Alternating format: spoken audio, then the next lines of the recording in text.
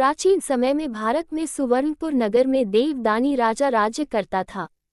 उसके सवत से गाय और भैंस थी। राजा की 2 रानियां थीं। एक का नाम गीता तो दूसरी का नाम सीता था। सीता भैंस से सहेली सा प्यार करती थी, तो गीता गाय व बछड़े से सहेली सा प्रेम करती थी। एक दिन भैंस सीता से कहती है कि गीता रानी गाय व बछड़ा होने से मुझसे ईर्ष्या करती है। सीता ने सब सुनकर कहा कि कोई बात नहीं, मैं सब ठीक कर दूंगी। सीता रानी ने उसी दिन गाय के बछड़े को काटकर गेहूं के ढेर में गाड़ दिया। किसी को भी इस बात का पता नहीं चल पाया। राजा जब भोजन करने बैठा तब मांस की वर्षा होने लगी। महल में चारों ओर मांस तथा खून दिखाई देने लगा।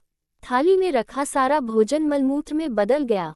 ये सब देखकर राजा के होश उड़ गए और उन्हें एहसास हुआ कि उनके राज्य में कोई बहुत बड़ा पाप हुआ है, जिसकी सजा पूरे राज्य को मिलने वाली है।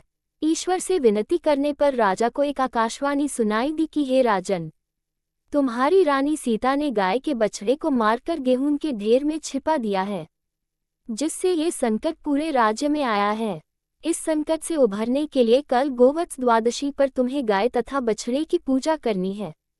कल गोवत्स द्वादशी है, इसलिए भैंस को बाहर कर गाय व बछड़े की पूजा करो। इस दिन व्रत रखकर एक ही समय खाना है, जिसमें गेहूं का प्रयोग नहीं करना, ना ही चाकू काम में लेना है। कटे हुए फल और दूध का सेवन नहीं करना, इससे तुम्हारे पाप नष्ट हो जाएंगे और बछड़ा भी जीवित हो जाएगा। संध्या समय में गाय के घर आने पर राजा ने उसकी पूजा की और जैसे ही बछड़े को याद किया, वह गेहूं के ढेर से बाहर निकलकर गाय के पास आकर खड़ा हो गया। ये सब देख राजा अत्यंत प्रसन्न हुआ और उसने राज्य में सभी को गोवत्स द्वादशी का व्रत करने का आदेश दिया।